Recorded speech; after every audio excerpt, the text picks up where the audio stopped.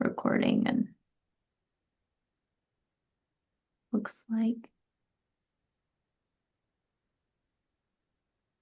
still a few more people. All right.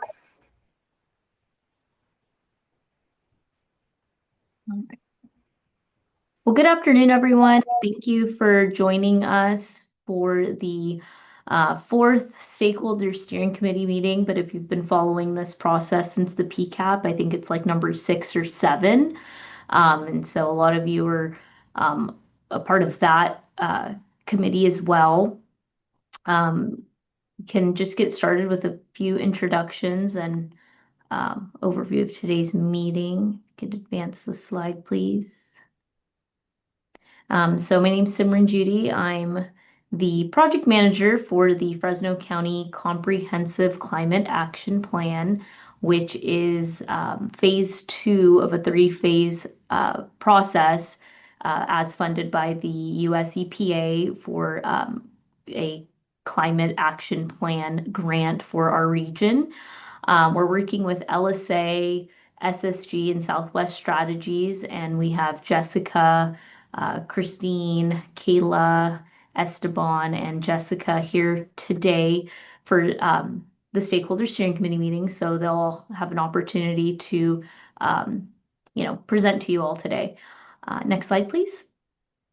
And so the overall purpose of this plan is to identify and quantify greenhouse gas emissions by various sectors, whether, beyond just the transportation sector, agriculture sector, waste and energy, building, etc. And so we've, come into a couple challenges even just early on with the PCAP. We finished that within 4 months. And now with the CCAP and challenges by the, at the federal level, we were even on pause during the CCAP development, but thankfully, we're still on track to submit the Comprehensive Climate Action Plan at the end of this year. And so I know there's been a bit of a lapse in our, communication with you all, but today we'll be going over the project schedule, our public outreach that's been conducted, and ongoing outreach. There is a survey out that will have you all, invite you all to take at the end of this call, and as well as the main piece of today is going over the low carbon scenario and those modeling results by the SSG team. So with that, I'll turn it over to Jessica, and thank you all. Thanks so much, Simran, and hi, everyone. Thank you for joining us today and for your ongoing participation. I'm going to be reviewing the CCAP's progress to date and our schedule. So just as a little bit of background or refresher, I know many of you were involved with the development of the PCAP. The CCAP is building on the PCAP to offer a more refined emissions inventory, and where the PCAP focused on those priority greenhouse gas reduction measures for specific sectors that were prioritized by the community and by stakeholders. The CCAP is identifying emission reduction measures for all sectors, focusing on both near and long-term GHG emission reduction goals and strategies, so for key milestone years. So far, we've completed the update, and we appreciated your review on the greenhouse gas emissions inventory and the greenhouse gas emissions projection. So Kayla is going to be talking a little bit more as a recap of what those projections look like, and how those projections compare to the targets that we discussed with the steering committee at the last meeting.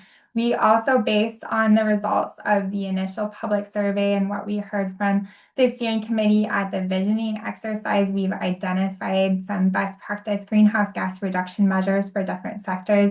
And what Kayla is going to be presenting right now is the low carbon scenario modeling. So how those measures inform the emissions inventory and how that compares to the targets in the milestone years into the future. We're also conducting a benefit analysis, so looking at not just greenhouse gas emission reductions that can be achieved, but what are the other co-benefits or potential co-harms that could occur from the implementation of those GHG emission reduction measures.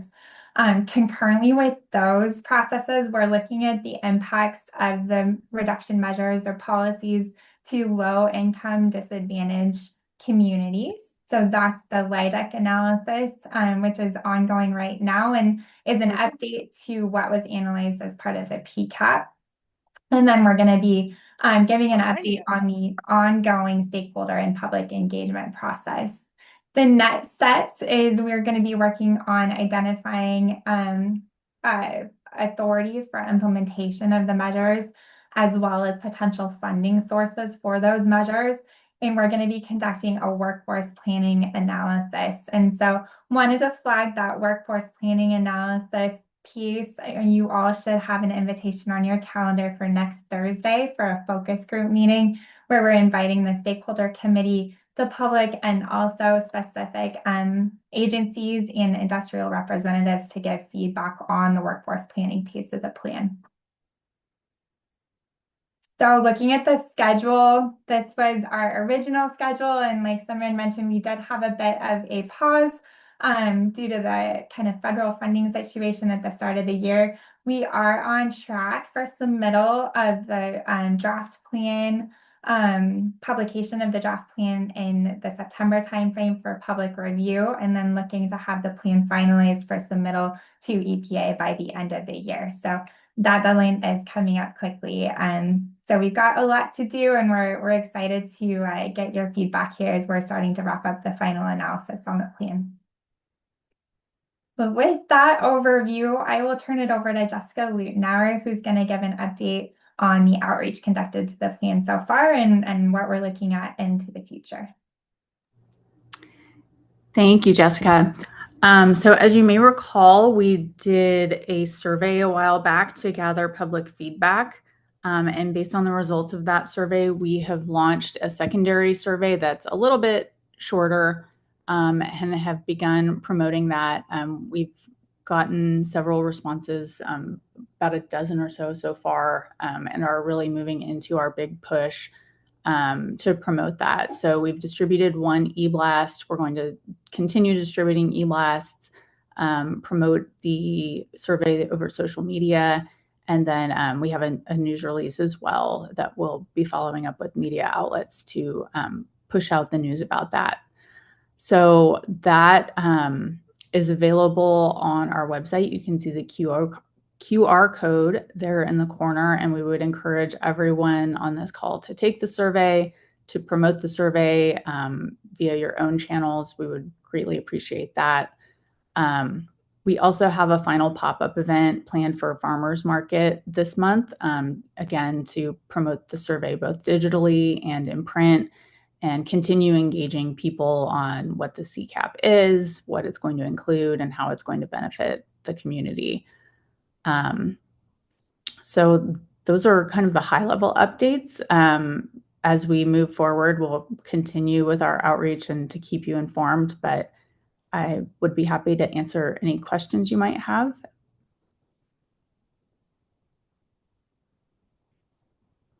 All right, seeing none, I will pass it off back to Jessica.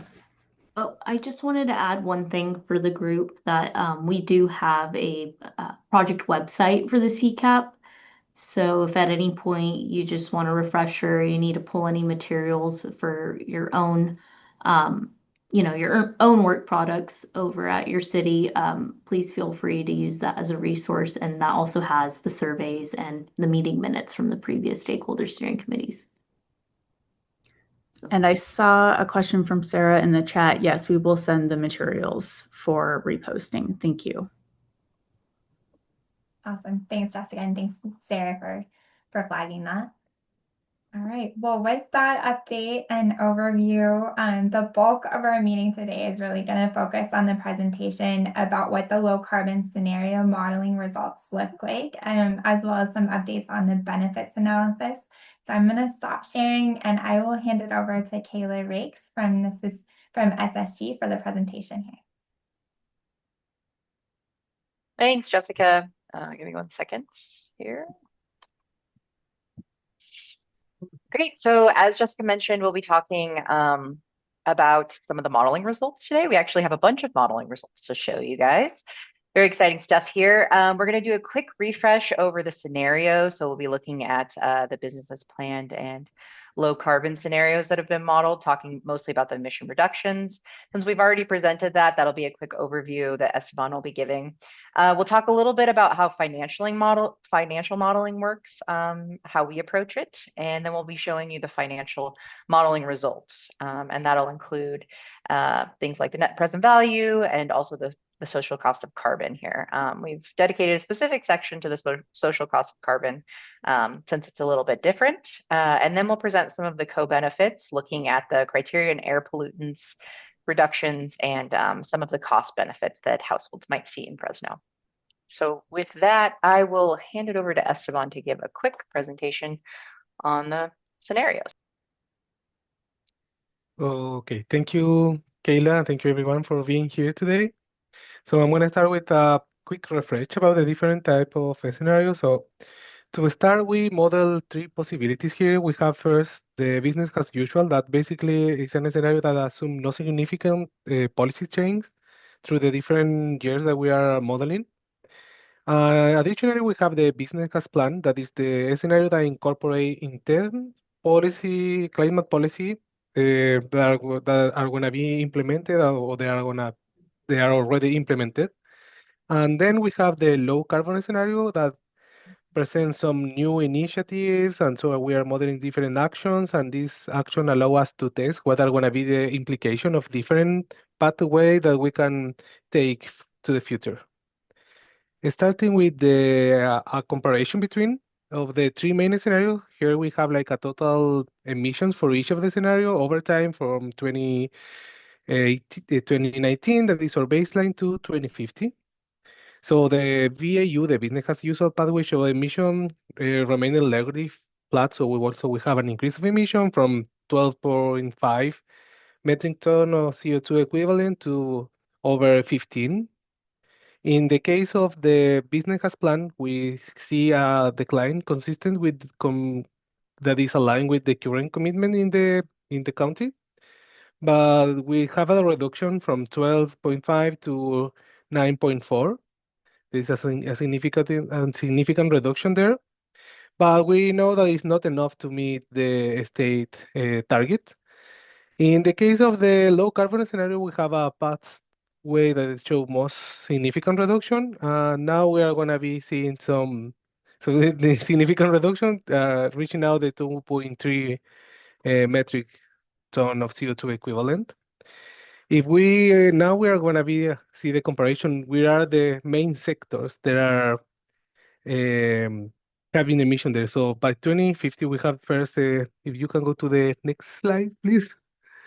We can see the distribution across the different sectors. We can see in blue that the main sector here is transportation, and the next main one is agriculture. We can see by 2050 the difference between the scenarios become even clear when we are breaking down by sector them. So we can see that in the low carbon scenario, every sector from transportation to building to industry is having a substantial reduction there, reaching out this 2.3 metric ton, million metric ton that we were talking in the previous slide. This is basically a result of a coordinated action across the different sectors, and action related to electrification, energy efficiency, change to electric vehicles, and between others. If we go to the next slide, we're going to see a comparison with the targets. So the targets for Fresno is by 2030, we need a 35% reduction and 86% reduction by 2045. So we can see in green the low carbon scenario. So we are meeting the 2030 target, achieving the required 36% reduction. However, if by 2045 we fall short for the 86% goal, we still have remaining about 1,300 kiloton.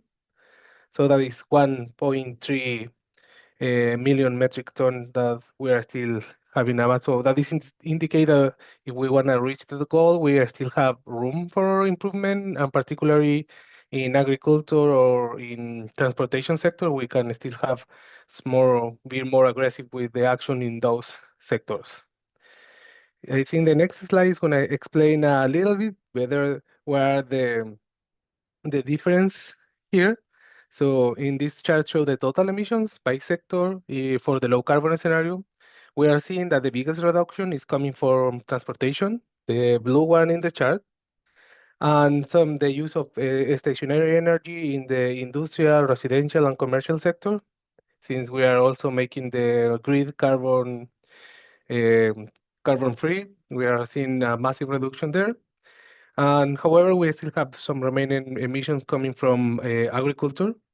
Some of the main changes that like electrification, energy efficiency, shift to clean energy sources, the increase of local energy generation is making a big impact to reach out this target. This scenario particularly doesn't include some carbon sequestration on the use of natural and working lands.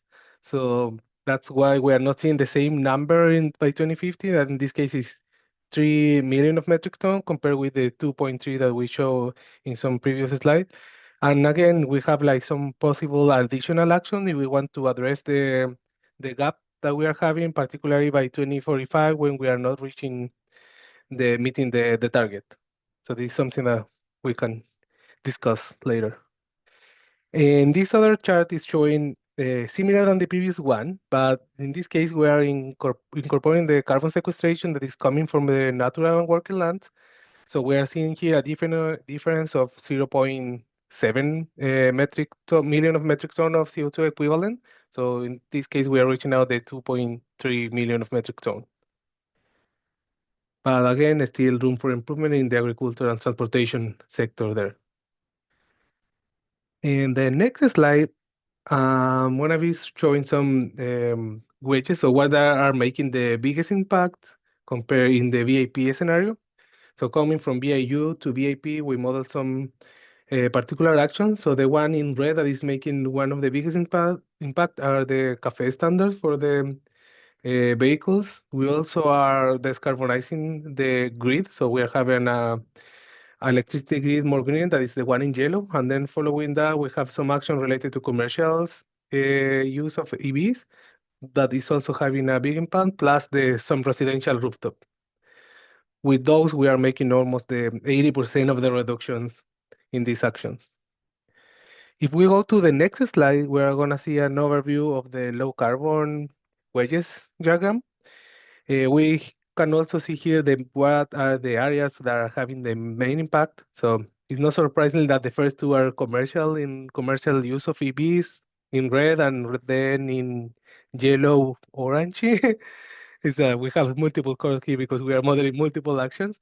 We are seeing the other one that is having the main impact, that is personal use of EVs. So between these two, we already have covered almost the 40% of the actions that is all dedicated to transportation. And following for one of the main one at some of the switching in industry used from fossil fuels to electricity. Follow for some action related to industrial efficiency, and then some agricultural action related to the off-road equipment that has been used. And again, we can see even we are making a big impact, a big reduction here, but we are still short this 1.3 million of metric tons that is behind the target by 2045. So now I think I'm gonna, if any questions so far, or we're gonna be resolving the question later, but the next topic is gonna be financials. So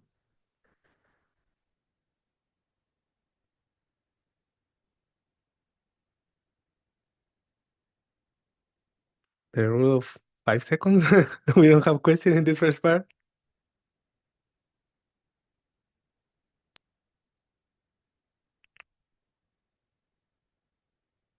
All right. Well, if you guys have any questions about the emissions modeling or how the targets work, please feel free to drop them into the chat or reach out to us later. We can clarify. Now we'll talk a little bit about the financial modeling. I'm sorry. Yep. I do have a question about that last slide. Yep. I'm traveling, so I'm not able to see this clearly, but the gray is still the agricultural, And that's the carbon reduction. That's a carbon liability. So it includes both agriculture, transportation, waste, Right. any emissions that are left over. So But mhm. I'm looking at the color scheme. The greatest area shown and what appears to be the greatest amount of reduction is in ag, or am I reading that wrong? So that's the leftover emissions. So that's the leftover whatever is Okay. not being reduced. And the gray area is the ag contribution. Ag it does source, include right? it does include ag, but it is not solely agriculture. The gray area. Yep. So if you go back to this slide, it includes both transportation. Sorry. Yeah, I understand that. I'm looking at the color scheme, the legend. Is that, and it's so small, and I apologize. I'm trying to understand which portion of that is agriculture based on the legend. So these are the actions to reduce emissions. So they're a little bit different. They're not directly the sectors themselves. They're the actions that have been modeled. So for example, this red section is actions that have been modeled to reduce commercial use, to increase commercial use of EVs. This yellow is personal use EVs. How do we increase personal use EVs? This is the yellow. If you go to this blue line here, this is off-road vehicles in agriculture. So that would be an agriculture action that's been modeled. Okay, well, maybe I can just take that offline. Don't want to bog things down. Yeah, and if you want to see what is represented in that gray line, we can go like to 3 slides before, and you're going to see what are the components of that gray part. Right. Yeah, in that one, you can see each of the components that are in that gray area in the wedges diagram. And we are seeing that the main component there is agriculture, that is the gray one, then transportation, the blue one, and then we have still a leftover of waste sector there. So this is basically the complement coming from VIP. We have the actions if we want to model over the top of here, and this is what we are showing here, what is left over still. And that's cumulative. So what I'm seeing, if I'm interpreting it correctly, is that you're seeing no significant reduction in greenhouse source gases from ag. Yep, that is correct. From the previous, from the other slide. Yeah. And why is that? Well, we've tried to increase alternative manure management and some other actions, but they just don't seem to have as big as an impact as I guess we had imagined. There is an opportunity, like Esteban mentioned in this slide. I don't know why this is so sticky right now. To model additional actions to try and reach the targets. So that is an opportunity where we can look at adding more actions to agriculture. We didn't model things that weren't necessarily sectorally accepted, like, changing feed, which is a little divisive, or things like that. We tried to stick with actions that were kind of aligned with. Yeah. Well, I'm looking at, for example, no open air burning is allowed anymore. All off-road vehicles must utilize renewable diesel. I don't know if that's even considered a contributing factor. I would say that the majority of the agriculture emissions are left. What you're seeing are not related to vehicles. They're not related to buildings. They're well, I think there was an assumption made that no burning would be happening due to laws in 2025 that were adopted. So this is primarily just cows, I would say, and fertilizer use probably is also captured in there, if I'm right, Esteban. Yep, that's right. All right. Thank you. Mm-hmm. Okie dokie. Any other questions? I know some of the stuff is kind of, yeah, a little heady, so.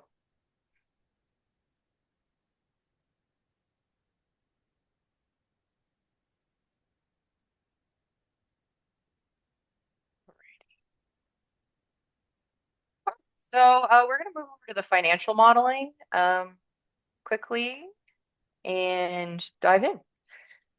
So just a couple of explainers before we get started. Just wanted to kind of frame how the financial modeling works.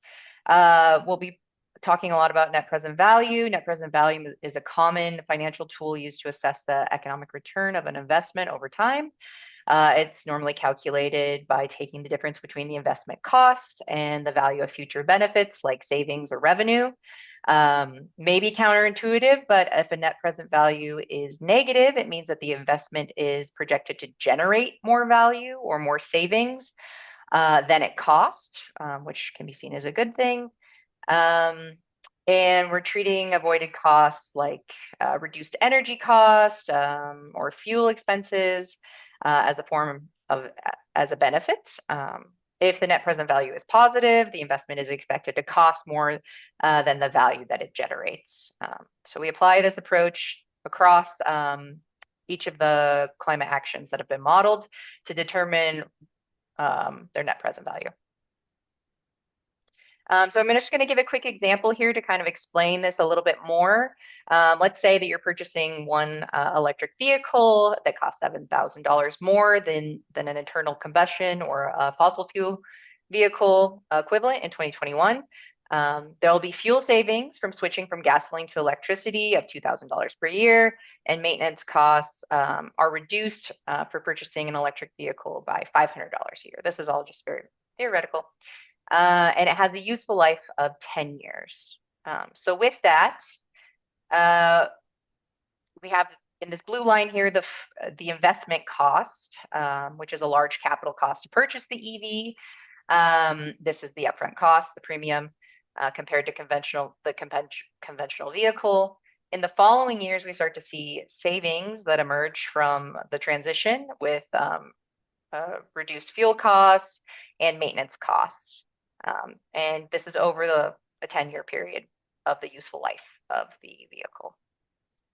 Now, to make things a little more complicated, we have a discount rate. So a discount rate kind of essentially reflects how much society values benefits or costs that occur in the future compared to the present. It's a dollar worth today. A dollar today is worth more than a dollar in the future because of things like inflation or risk or opportunity costs. And generally, we just prefer to have benefits now than in the future. And the discount rate represents that. A higher discount rate makes the future benefits less important, which means that projects with long-term savings appear less financially attractive. A lower discount rate gives more weight to the long-term outcomes, and it's often appropriate for climate-related investments to have benefits of the future, and this is one way that we can help consider that. So with that, considering a discounted rate, this chart reflects the discounted rate of 3%, meaning that the future costs and savings are smaller than they are today. So you can see this, the blue bars below are actually getting smaller than the initial transition. So let's just have a quick little test of these two. Which is the higher discount rate, A or B? Do we have any guesses, chats? A little Econ 101 here for everyone.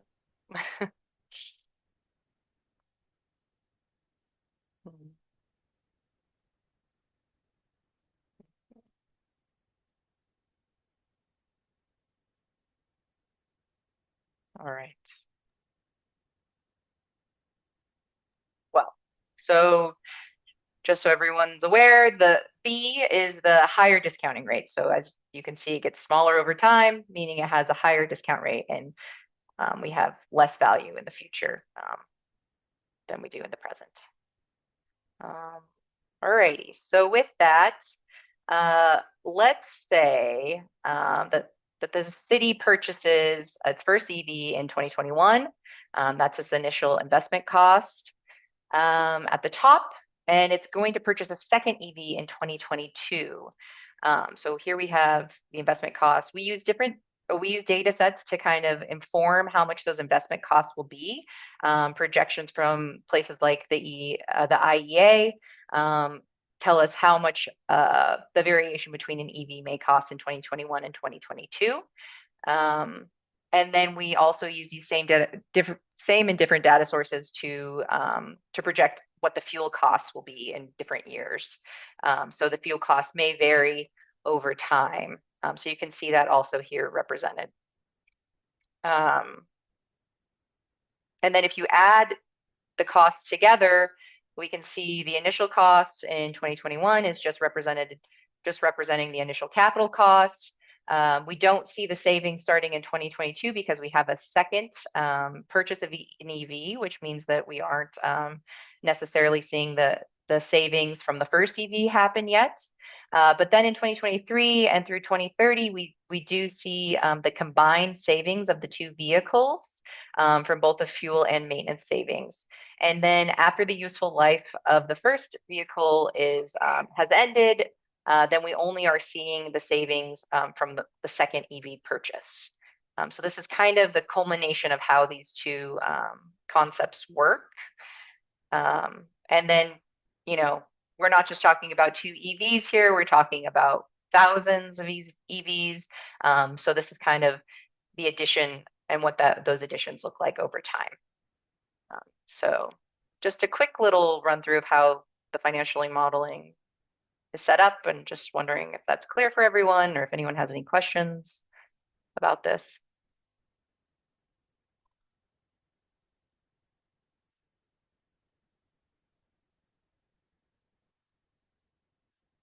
All right, great. So now we can start looking at some of the financial impacts of our scenario, of the low carbon scenario. First, I just want to make it clear that these are all relative to the business's planned scenario. So the scenario that is assuming that some of these actions will already be taking place because they're already been adopted or have financial backing behind them. So just wanted to make sure that we understand that this is not being compared to the business as usual scenario where no action is being taken and more investment may be needed.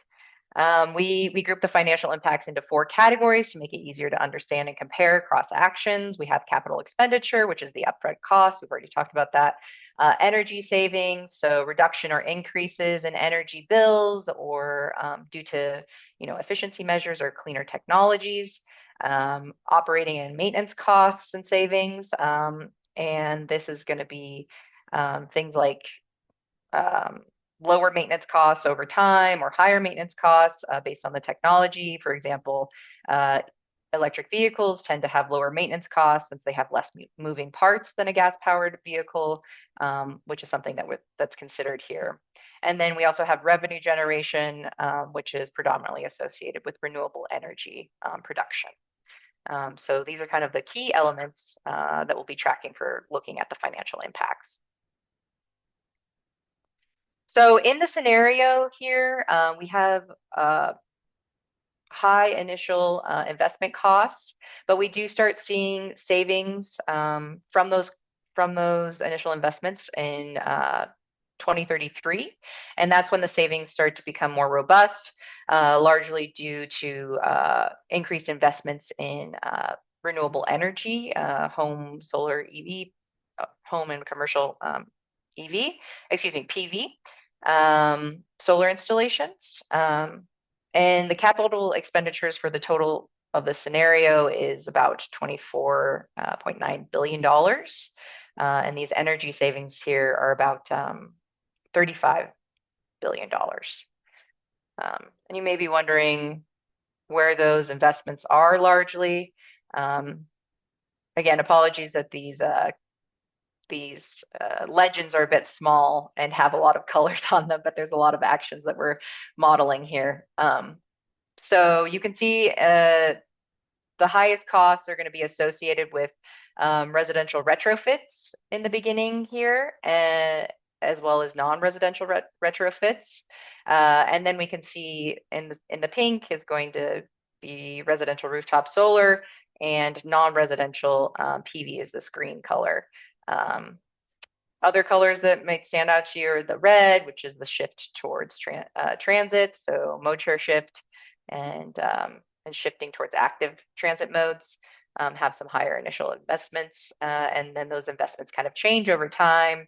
We'll see towards the end of the timeline, more investments in commercial use EVs, as well as industrial efficiency. Oops. And then a comparison of the sums. We can see that the total is about $25 billion. We'll see operation and maintenance cost savings of about $5 billion. Energy cost savings is going to be about $36 billion, which gives us a net present value for the scenario of about $16 billion with the 3% discount rate. And that may sound like a lot of money, and it is, of course, but when you look at Fresno's annual GDP, it's about $60 billion annually. If we look at the average annual investment, it's about $1.2 billion, which is really only 2% of Fresno's annual GDP. So something else we like to discuss and kind of show to get a better understanding of the impacts of each measure is the abatement costs. And abatement costs tell us how much it costs to avoid or reduce 1 metric ton of greenhouse gas emissions for a specific action. We calculate it by taking the net present value and dividing that by the total amount of emission reductions that an action achieves. So we can kind of get a better understanding of the measure's cost effectiveness. So a lower abatement cost or a negative abatement cost means that we get more impact for the per dollar that is spent. So here you can see that residential rooftop solar is going to have pretty much the largest bang for your buck, if you will. So that's going to be in regards to new residential rooftop solar, so on new buildings. And then we can see that increasing transit use, or excuse me, increasing transit to be EVs or electric, also has a great impact, and similarly building net zero buildings. And then we can see more solar coming in as being very lucrative as well, or beneficial. Residential retrofits is going to be pretty much the most expensive way to reduce emissions. Doesn't mean that it's not valuable. It just means that it costs more to reduce 1 metric ton of CO2 through this action. So that's kind of the initial financial findings, modeling results. I'm not sure if folks have any first impressions or need any clarifications.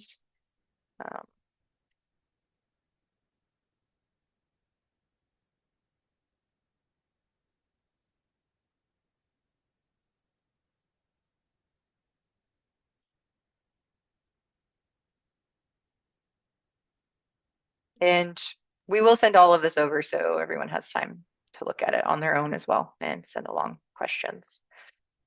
With that, dive in a little bit to the social cost of carbon here.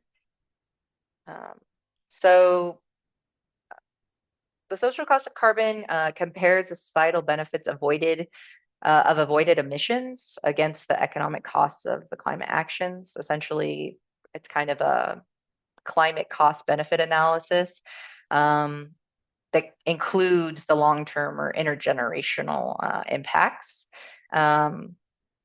So this might not be a direct financial return for Fresno, but it's for climate damages globally. And it's a one way to think about how we can the responsibility of places that emit more emissions and what the costs for other communities might be as well. So in our analysis, we use the social cost of carbon as a socioeconomic model to forecast emissions and the economic growth. We have a global climate model to stimulate the temperature and sea level rise, and a damages model to kind of monetize the effects of those changes on both people and the economy. And then we include that discounted rate. And this helps us understand the social cost of carbon. And the social cost of carbon that we use is aligned with national standards, by the way. So when we include the social cost of carbon, and it's this green line, these are damages avoided. So you can see that as you reduce the tons of emission, you have more damages avoided in the future, or less damage in the future. So when we consider the social cost of carbon, we're going to be saving $65 billion by implementing these measures.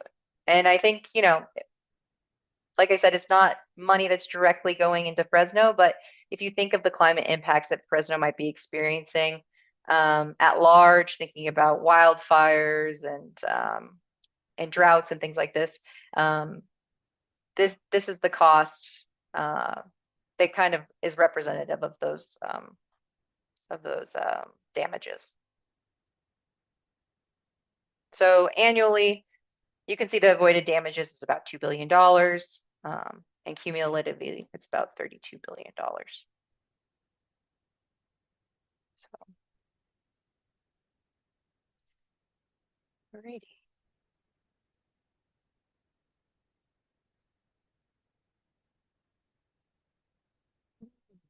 Okay. Moving on to co-benefits. So as you all know, these emission reductions aren't just about reducing the emissions. It's about having healthier, happier neighbors in your community. And so one of the key pieces of the CCAP is to show how these actions will also result in more jobs, reduced air pollution, you know, public health benefits, cleaner environments. And so this co-benefits analysis, this is some of the initial findings that are connected to the financial analysis and some of the emissions modeling. So household spending, when we consider the actions that have been modeled, in 2024, the average household spending on energy buildings is about $2,400 annually. And in the business as usual scenario, excuse me, business as planned scenario, we'll see that reduced to about $1,500 a year. But in the low carbon scenario, because there's so much solar PV that's being added to homes, the expected energy costs are significantly reduced down to about $150 annually. And then looking at transportation costs, again, it's about $2,500 for 2024, and that cost is reduced to $1,400 in 2050 in the BAP scenario, largely related to the uptake of more EVs and things like this. And then in the low carbon scenario, we can see costs are significantly reduced to about $280 a year. Moving on to looking at some of the criteria air pollutants. We can see that in the BAP scenario, we'll see reductions in transportation from criteria air pollutants and electricity generation. But then adding on to that in the low carbon scenario, we'll see significant reductions in agriculture and transportation, as well as in buildings. So largely because of the transition from freight vehicles and personal use fossil fuel vehicles, as well as some of those like off-road vehicle emissions represented here. And when you look at the types of air pollutants that are being reduced, you can see a lot of it is around carbon monoxide and particle matter 10, as well as nitrous oxide. And you can see kind of how these are expected to reduce in each of the scenarios. And then we also kind of have done some initial mapping about where the reductions will happen largely. And so on the left, you have the baseline year of 2019, and then the business as planned scenario. You can see a lot of those zones that are still having a lot of criteria air pollutants. And then in the low carbon scenario, you can see that they're largely reduced across the county. So those are the initial findings. Just pausing here to see if folks have questions.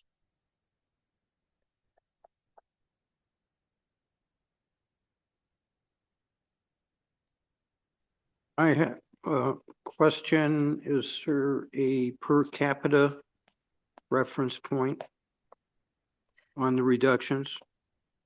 We can provide one. I don't have one in the slide deck, but I can send one over. And then on the investment side, and then the cost benefits,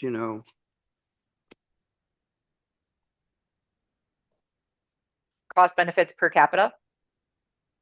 Yeah. Yeah. Okay.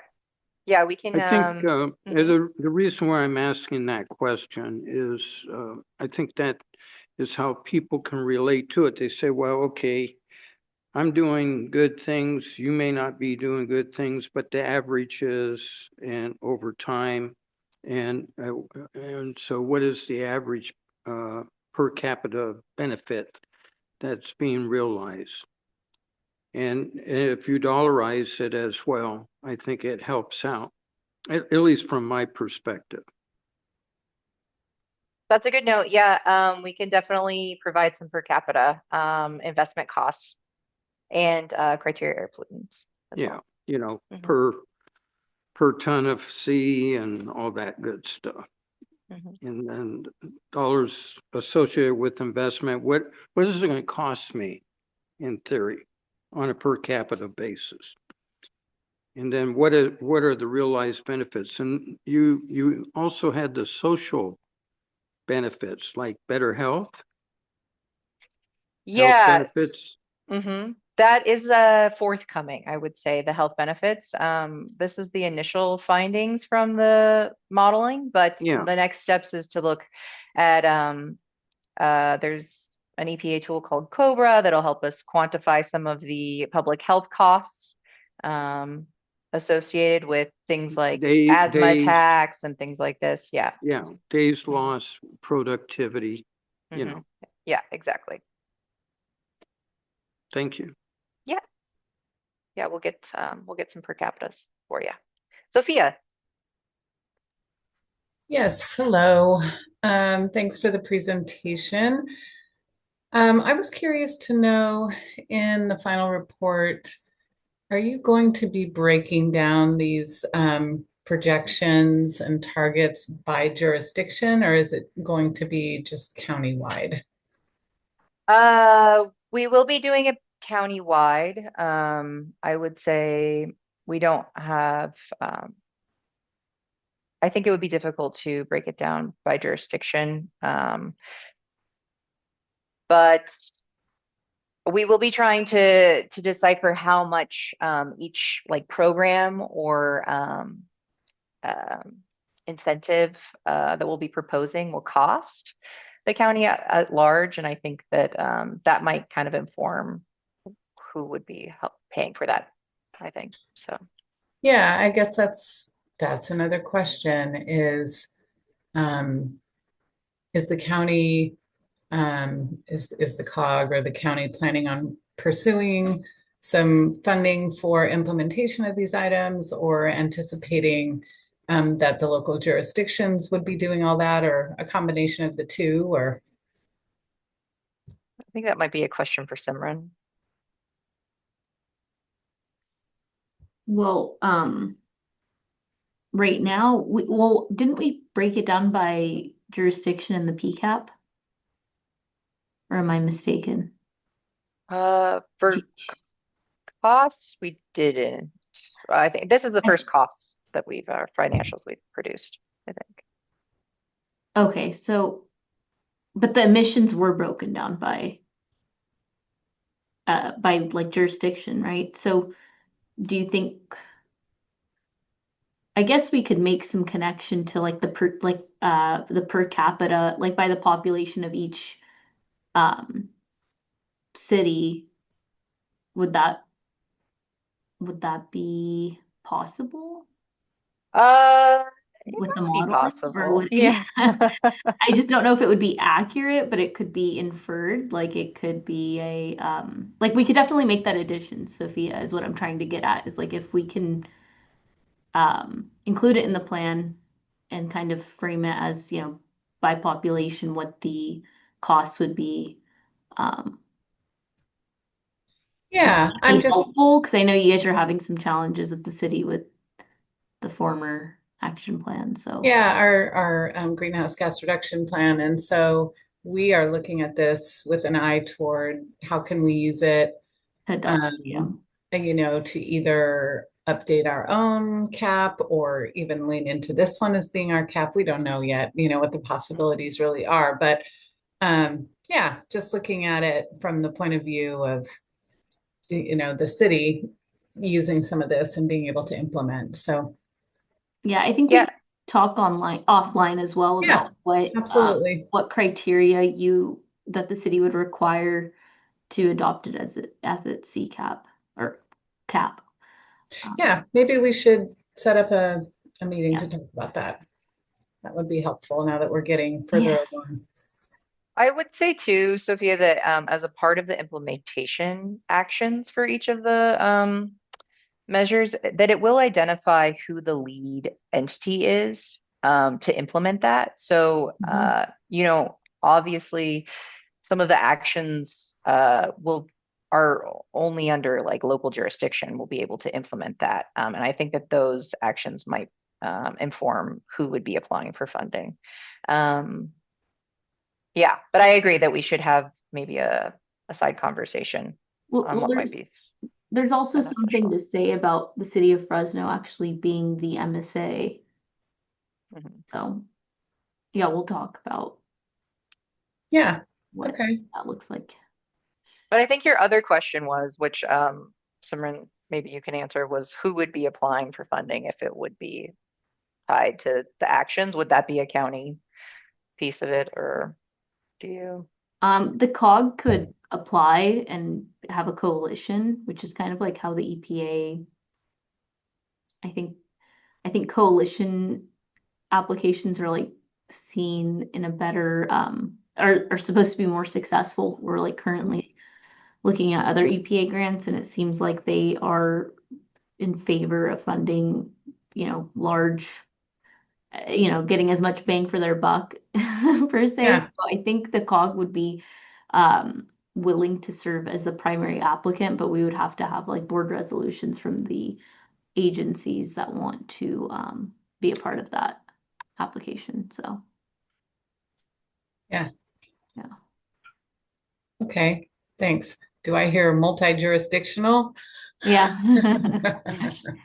Yeah. Well, and we could also be co-applicants. Like there's a lot of ways that I've seen certain EPA grants go in recently. Okay, thanks.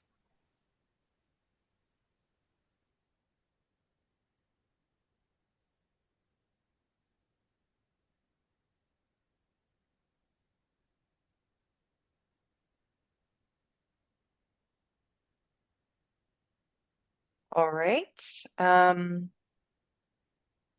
Well, that's the bulk of the presentation. If you all have more questions, please feel free to raise your hand or drop them in the chat.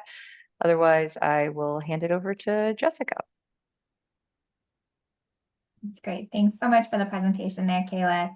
And as Kayla mentioned, of course, this meeting's recorded and we'll be sending the slides out as well. So if you want to kind of re-review, those will be posted and sent out directly. And then we're happy to meet offline to discuss questions or, after you have an opportunity to review the slides to talk in a little bit more detail.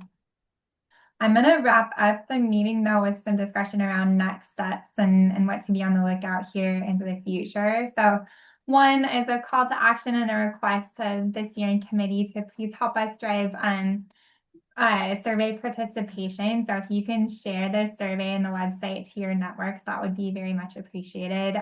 If you have not yet, please be on the lookout for an email from Jessica Lutner or Simran sharing the survey and those materials for distribution. So that's a big ask for the steering committee here. And also please take the survey if you haven't yet. We would really appreciate the feedback. Also, just a reminder that workforce planning meeting is scheduled for Thursday, August 21st, and that should be on your calendars as well. And so that meeting specifically to give feedback on the workforce planning element of the CCAP. The next step really for the steering committee, besides that workforce planning meeting, is going to be providing feedback on the draft plan. So if you have any comments or questions on the modeling and what you've heard today, please reach out. And then our next steps is going to be working through finalizing those next analyses, finalizing the LIDIC analysis, the benefits analysis, drafting the workforce planning section, and then providing that in draft form for your review and feedback, and also for public review. So that's going to be the next big ask kind of between now and plan finalization from the steering committee. So with that, I will open it up to any kind of general questions or feedback. And just thank you again for being here and for your feedback and participation. I have a question. Talking about foot traffic, what about elected officials and their staff? Is there a certain amount of outreach to them and then their constituents? So whether they're on a city council, there's 15 cities. And it seems that each one of them has a certain amount of responsibility associated with the fact that they've got members of the council, right? City councils. And I'm looking at the multiplier effect. Whereas if I, as a non-elected official, go out there and say, it's going to be one or two. I don't represent necessarily a constituency in that respect. Just curious about that possibility. Yeah, awesome. Thanks so much, Steve. Jessica, feel free to jump in here, but we are planning direct outreach and communication to a variety of different elected officials and really hoping to leverage that reach. So yeah, absolutely. That's a great idea. And Yes. Seems to it's in their vested interests not to be left behind in the dust as after the fact.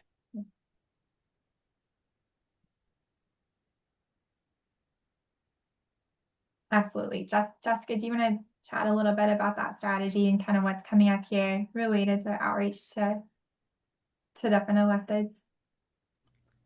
Yes. So we have a toolkit of materials. It's a a newsletter article, social media posts, whatever communications they might have existing channels for. we will send those over to all the electeds within the county via email, and then follow up if we're not seeing traction by phone. Sounds good. City managers, another good place to go, it seems like. Well, John Jansen, city manager of City of Kerman, in the chat is offering to host a West Side outreach meeting. So I don't, Jessica, I know, did we attend the Kerman Farmers Market, or I could be mixing that up with another outreach. I believe it was the Kerman Almond Festival. Almond Yes. Festival, okay. Thank you, John. I think the next outreach on the books is more of like the urban core. It's been targeting City of Clovis.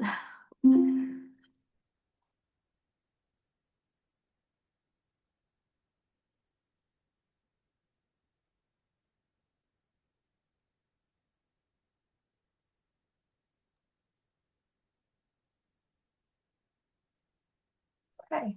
Well, yeah, I just say, thanks again, everyone, for the time and for being here at this meeting. And we'll hope to see everyone back on the 21st for the workforce planning meeting. And thank you for sharing the survey and kind of news about the plan. We definitely appreciate that. So be on the lookout for that communication to follow. Simran, anything to add as we close out here? Just that the materials from today's meeting will be sent out within the week, and we will also upload those to the website, so so it's easier to share as well, because there's some larger files. So yeah, just keep a lookout on the website. Please take and share the survey. If you guys can use the outreach channels at your city, that'd be very helpful. And other than that, thank you for taking the time to reconvene. And thank you, Kayla and Esteban, for a wonderful presentation and